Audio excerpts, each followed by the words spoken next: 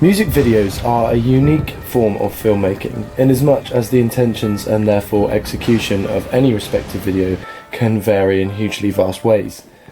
Andrew Goodwin separates the music video under three discernible categories: performance-based, narrative-based, and concept-based. Today I want to look specifically at narrative-based music video, and if it can carry the same importance as narrative short film and other forms of the media, or whether perhaps music videos are limited by the nature of their format to be nothing but aesthetic accompaniment and or advertising for their artist. At one time, music videos were a vital part of the song's release. With the emergence of MTV's skyrocketing popularity in the mid-90s, music videos were viewed by millions each and every week on mainstream TV. Although there is an argument that music videos are less important now due to streaming market services, I would argue, however, they have just a bigger platform, if not a bigger one, with the availability of YouTube and other social media platforms. Gina Arnold talks of the perception of music video by saying that some have seen the format as the death of authenticity and undermining the artistic work of popular music. But what if the art form doesn't undermine the music, but instead adds to it, bringing more nuance and character to a song whilst also creating a standalone piece of visual art? On a more commercial standpoint, think of Queen's I Want to Break Free or Michael Jackson's Thriller. Arguably just as famous, if not more famous than the songs themselves, are the memorable iconography of the videos that have been referenced in popular culture much like a film text would be. Arnold goes on to say that the synesthetic combination of music and moving images has a considerably longer and more diverse history than that of MTV, a diversity that is beginning to be recognised in the audiovisual world. But to talk of narrative and music in the same context would not be quite right without mentioning one band in particular. Radiohead are a group absolutely entrenched in film context. From songs made specifically to be used for soundtracks, to multiple members of the band producing their own entire film scores, they are a group who are perfectly fit to cinematic filmmaking. The term the Radiohead effect has even been coined to explain this fitting correlation. Many of their videos are incredible works of art, from the stripped-down surrealist animation of Paranoid Android to the visually striking No Surprises, featuring Tom York submerged in water. Laurie Burns writes of Radiohead in the Bloomsbury Handbook of Popular Music Video Analysis that Radiohead is distinctive for its experimental approach to sonic and audiovisual composition. However, the video I want to focus on today is for the 1995 song Just. The story of Just's music video follows a man who decides to lie in the middle of a busy street, leading to a host of confused and frustrated onlookers. They beg and plead with the man to know why is he lying on the floor. In a narrative sense, it is already gripping as it has an enigma-style mystery.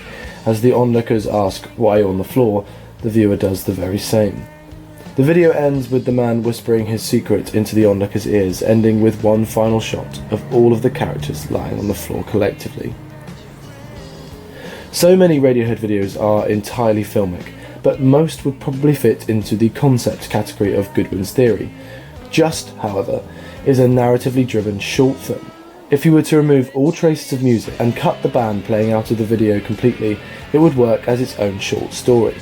But when the music is applied and the song is added to this video, the meaning of both the art forms come together to create something more. Radiohead album The Bends, which the song is taken off of, is full of self-reflective and melancholic analysis on human suffering and the vicious, unforgiving nature of modern-day society. The song's chorus "You do it to yourself" not only suggests the idea that we all bring our own suffering in this world through the blind conformity of society, as well as the newfound morbid curiosity of the dawn of the information age. Accompanying this with the visual story create an existential look at society and conformity. Many fans have theorised the meaning behind the video. Perhaps it was the song's lyrics themselves that led the man to lie there in the street devoid of all hope.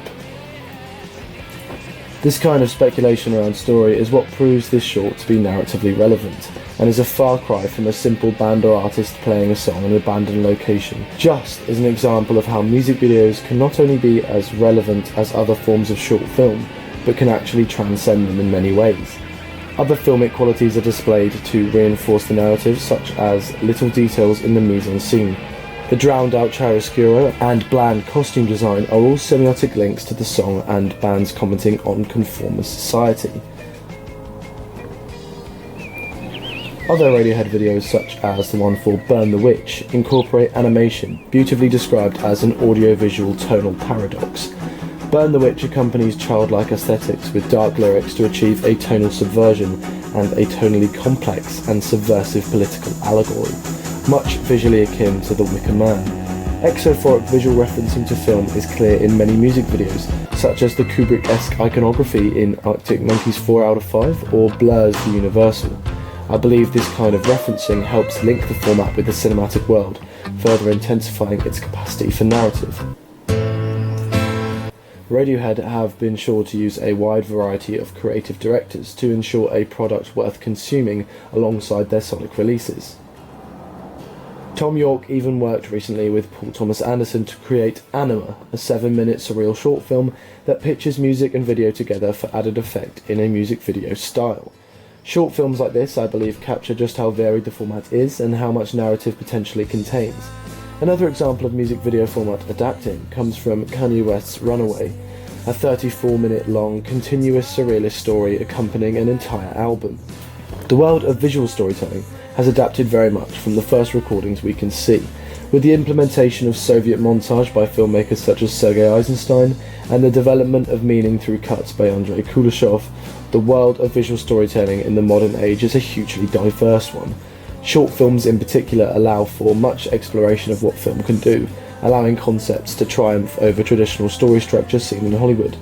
Music video production is a breeding ground for young directors to practice their talents and get a foot in the industry, but it is also a place where acclaimed directors can express themselves in a different medium, or perhaps refine their narrative ability. Massively well-recognised directors such as David Fincher, Martin Scorsese, Tim Burton, Spike Lee, Brian De Palma, Sofia Coppola and Spike Jonze have all directed hugely popular music videos. Overall, music videos have the ability to allow a varying range of creatives a unique opportunity for a new kind of voice and a new medium, from surrealist imagery to performance recording.